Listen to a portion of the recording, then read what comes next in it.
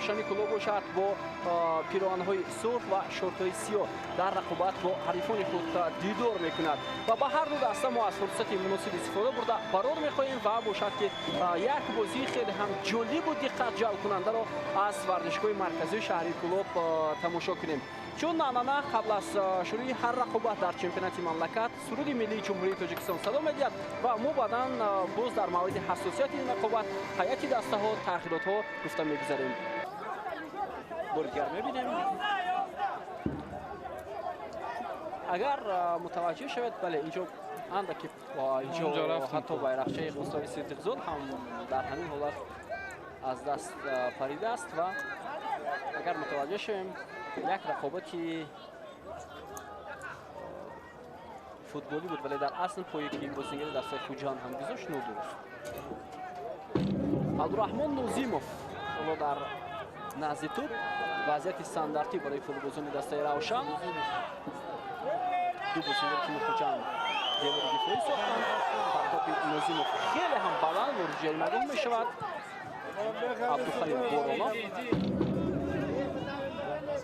ки ҳоло шояд мухлисон ҳастанд, шояд чизи дигар. ҳоло имконият барои дастаи Хуҷанд, зарба ва гол. ва дӯстони арҷуманд дар як ҳамла футболбозони дастаи Хуҷанд дарвозаи Равшанро дахла мекунанд дар дақиқаи 28-уми рақобат ва ин ҳам Сергей Сканян буд, легионери дастаи Хуҷанд ки дар ҳамин ҳолат муваффақ шуд ки тӯбро ба даруни дарвозаи Равшан равон кунад ва аввалин шуда ҳисобро боз намояд. инҷо каме дифоъгарони дастаи Равшан ҳам натавонистанд садирои ин ҳамлагар шаванд ва ҳамин тавр тӯб ба даруни дарвозаи Гбеку Праспер равон мешавад. Сергей Сканян бидуни ягон идора кардани тӯб бо як зарба тӯбро ба даруни дарвоза ирсол мекунад. Бахтиёр Азимов буд мавқеи ӯ ва натавонист садди роҳи футболбози дастаи Хуҷанд шавад. партов аз аут. Ёдгоров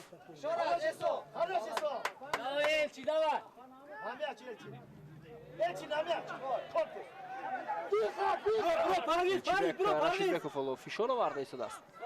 Артур Принс дар канори майдон муваффақ ҳам шуд.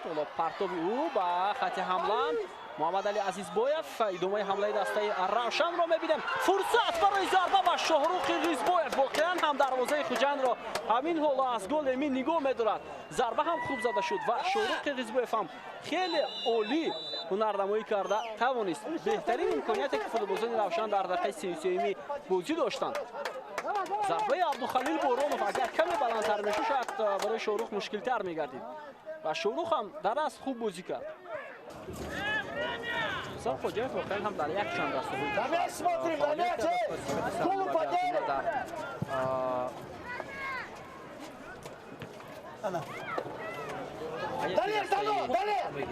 КМВА дар классаи Панҷшер ҳам як муддат фаъолият кардааст. Дар тими миллии Тоҷикистон ҳам сармураббӣ буд. Партоби Элчибек ва гол! Ва гол дӯстони арҷуманд ҳисоб 2-0 Ҷаҳонгир Эргашев. ҳоло муаллифи гол мешавад капитани дастаи Хуҷанд ва як бозигузорӣ бисёр ҳам олӣ созмон дода мешавад аз ҷониби меҳмонон ва ин нафар Ҷаҳонгир Эргашев муаллифи гол мешавад. бубинед чӣ гуна ҳамла хуб шуд. партоби Элчибек Рашидбеков ва Ҷаҳонгир Эргашев хеле баланд надорад, аммо аз бини бозигарони Равшан тӯбро бо сар ба дар маркази майдон Абдураҳмон Нозимов буд. Бахтиёр Қаландаров ҳам дар ҳайати дастаи Равшан ҳоло ҳунарнамоӣ карда истааст. яъне се таъхирот анҷом додааст бои Эгамбердиев барои наҷоти ин рақобат. партоб ба ҷаримагоҳи дастаи Хуҷанд, тӯбҳо ҳам дар ҷаримагоҳи меҳмонон аст ва мебинем ки кадом футболбоз муваффақ мешавад барои гирифтани он. футболбозони Хуҷанд талош доранд ки ҳарчи зудтар ин вазъиятро рафт кунанд. Муҳсин Абдуғаффоров вале Ҷаҳонгир Эргашев ба ӯ иҷозат намедиҳад. дарвозабони дастаи Равшан ба пеш баромад ва инҷо توپ از میدان بیرون میشود یا نه. اینجا ضربه زده میشود ولی بله حساب 3-0 میشود. اشتباهی دروازه‌بان دسته روشن و طاهر ملادوستوف با فشاری که داشت با اون امکاناتی که برای دسته خوجند پیدا کرد حساب را 3-0 نمود. و بازیگری به میدان آمده طاهر ملادوستوف مؤلف گل میشود. حساب 3-0 فلوزان خوجند پیشرفت میشوند و اینک دو بازی میشود که روشن 3 گل به دروازه سر میگیرد. اشتباهی بین و دقل از سوی دروازه‌بانی دسته روشن و توپ را راست به کنچه دروازه روان کرد طاهر ملادوستوف. چند لحظه پیشتر به میدان آمد. اکنون باز هم دشوار میشود برای فلوزان روشن نجات دادن این بازی. اصلا دفاعگران موقعشون را از دست دادند در این لحظه و با سرعت بلند طاهر ملادوستوف توپ را در این دروازه روان کرد. عبدالغفورов و کواسی نسند در خط حمله کاپیتان دسته عبدالخلیل بورونов گویی دیگر میشه سربازی دسته روشن است. یک وسط هفتم در نزد دروازه خوجند شورق قزباєв ضربه جانبی دروازه خوجند وضعیت بسیار ناگوار برای فوتبالیست خوجند. اینجا حمله دسته روشن ادامه خواهد کرد و حالا اشاره میشود از ورزشگاهی از نام رئیس شهر کلوب و مبلغ پولی با اون نفری که از دسته روشن اولی شده گل زدن در بازی امروزه این هوسمندی میشود. ولی در همین وضعیت و گل از جانب رامیش جلیلوف است اگر خطا نکنم. بله از ورزشگاه صدایی که بلند شد روحی ورزشگاه گفت که از نام رئیس شهری کلوب مبلغ 10,000 تومانی و رامیش جلیلوف زود توپ را به درون دروازه داد. فکر می‌کنم اگر مبلغ رو با او بدهند ارزنده هم هست و حساسیت نگاه داشته می‌شود در رقابت دسته روشن کلوب و خوجند. خب ضربه کنچه را رسول پایزوف اجرا میکند.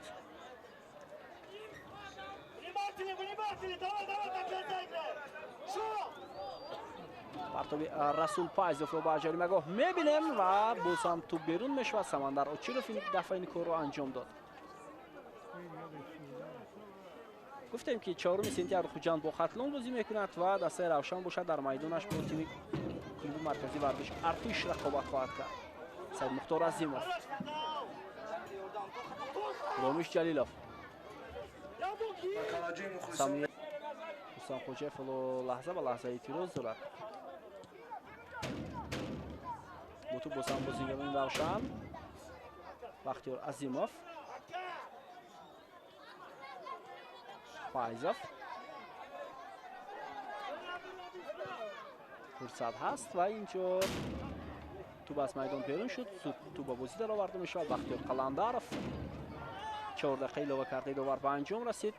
ارسال به جریمه گل و حساب 3-2 میشود. دوستان ارجمند عبدالخلیل بورونov حالا در لحظه های آخرین حساب را 2-3 میکند اما فکر نمیکنم که داور باز یگان دقیقه دیگر علاوه نماید چون که 4 دقیقه علاوگی همین حالا به انجام رسید و در لحظه های آخرین حملگری دسته روشن با سر توپ را به درون دروازه شورق قزباєv روان کرد. حساب 3-2 و صدای اشتراک داور هم از انجام این رقابت درک می‌دهد. دوستان ارجمند یک بازی بسیار خوب را در دور سه‌نظامی چمپیونات مملکت با اشتراک دسته های روشن و خوجند تماشا کردیم و دسته خوجند همینطور با حساب 3-2 پیروزی به دست آورد. در سفر مبارک باشد برای دسته خوجند، پیروزی که آنها واقعا هم ارزنده بودند چون که در جریان رقابت آنها با حساب 3-0 پیشرفت شدند و ما دیدیم که در قسم اول 2 گل و در قسم دوم 1 گل آنها بعد دروازه حریفان وارد کردند و